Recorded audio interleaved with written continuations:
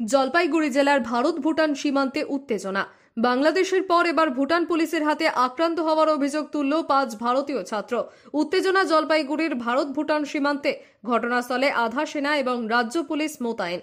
স্থানীয় সূত্রে জানা গিয়েছে, জলপাইগুড়ি জেলার নাগরাকাটা থানার অন্তর্গত চাংমারি চা বাগানে রয়েছে পার্শ্ববর্তী দেশ ভুটানে যাওয়ার জন্য একটি নির্দিষ্ট গেট। সেই গেট দিয়েই শনিবার চাংমারি চা বাগানের 5 ছাত্র অন্যান্য দিনের মতো ভুটানে প্রবেশ করেছিল আর 5 জন ভারতীয়ের মতোই। তবে সন্ধ্যের সময় উক্ত 5 ছাত্র চা বাগানে ফিরে এসে অভিযোগ করে বলে ভুটান পুলিশ তাদেরকে শারীরিক নির্যাতন করেছে। এরপরই রবিবার চা বাগানের শ্রমিক এবং স্থানীয় বাসিন্দারা ভারত ভুটান সীমান্ত গেট বন্ধ করে দিয়ে যাবতীয় যাতায়াত স্তব্ধ করে দিয়ে বিক্ষোভ শুরু করেছে। ঘটনা প্রসঙ্গে জেলা পুলিশ সুপার উমেশ খান্ডাওয়ালে জানিয়েছেন, স্থানীয় সমস্যার সঙ্গে কোনো আন্তর্জাতিক বিষয় যুক্ত নয়। জলপাইগুড়ি জেলার অধীন ভারত বাংলাদেশ এবং ভারত ভুটান উভয় সীমান্ত স্বাভাবিক রয়েছে। পুলিশ নজরদারি চালাচ্ছে।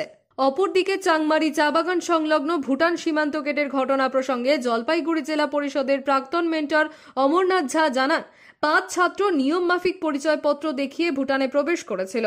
ফিরে আসার সময় ভুটান পুলিশ তাদের আটকে ধরে চড় থাপ্পড় মারে বলে ছাত্ররা বাড়ি ফিরে অভিযোগ করলে শনিবার রাত থেকেই ভুটানের সঙ্গে যোগাযোগের গেট বন্ধ করে দেওয়া হয়। রবিবারও গেট বন্ধ থাকে, পাশাপাশি ভুটান ভারতের মধ্যে যাতায়াতকারী যানবাহন বন্ধ রাখা হয়েছে। ঘটনাস্থলে এসএসবি এবং স্থানীয় নাগরাকাটা থানার পুলিশ উপস্থিত রয়েছে। স্থানীয় বাসিন্দাদের সঙ্গে কথা বলে সমস্যা মিটিয়ে নেওয়ার চেষ্টা করা হচ্ছে।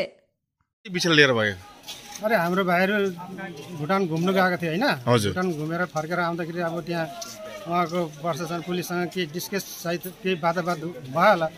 वादावाद हुँदाखेरि त्यहाँ अब भुटान पुलिसले अलिक हाम्रो भाइले हातपात गरेर कुटपिट गरेर लडाइँ कुटेछ होइन। त्यो कुट्नु चाहिँ एक्चुअली हाम्रो चाहिँ भनेको हिसाबले एक्चुअली कुट्नु नहुने हो। अब यहाँ एसएसबी थिए, हाम्रो गाउँको कोही मान्छे थिए अथवा उनीहरूको कोही कानुन कारबाही उनीहरूले मान्छे राखेर त्यो नानीहरूलाई राखेर उनीहरूको गार्जेन बोलाएर उनीहरूले के पनिसमेन्ट दिने एउटा त्यो काम गरेको भए एउटा सही कुरो हुन्थ्यो। आज उनीहरूलाई त्यो माथि अत्याचार हातपात गरेर कुटपिट गरेर आज यस्तो गर्नाले गर्दा अहिले जिउमा चोटहरू पनि लागिरहेको छ। त्यो मान्छेलाई यो कुरोले गर्दाखेरि बर्दास्त भएन र आज त्यही कुरोले गर्दा यहाँ हङ्गामा भइरहेको छ। र अब यहाँ एसएसबीहरू पनि थिए, एसएसबीलाई पनि त्यो जो नानीहरूलाई यहाँ जिम्मा दिएर गरेको थियो त्यो कुरो समाधान भइहाल्ने कुरो, सानो कुरोले आज यहाँ यत्रो ठुलो कुरो भयो।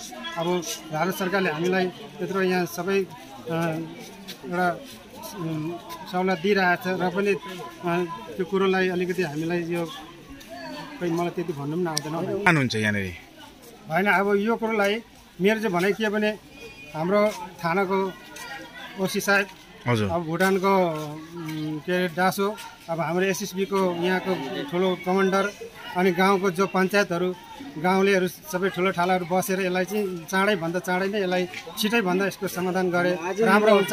भोलि इनकेस कसैलाई रचर भयो भने यसको जिम्मा फेरि कसले लिने? अब यो जिम्मा त अब गाउँले त लिँदैन। मेरो भन्ने यति नै हो। के हजुरको नाम? मेरो नाम कैलाश सुब्बा।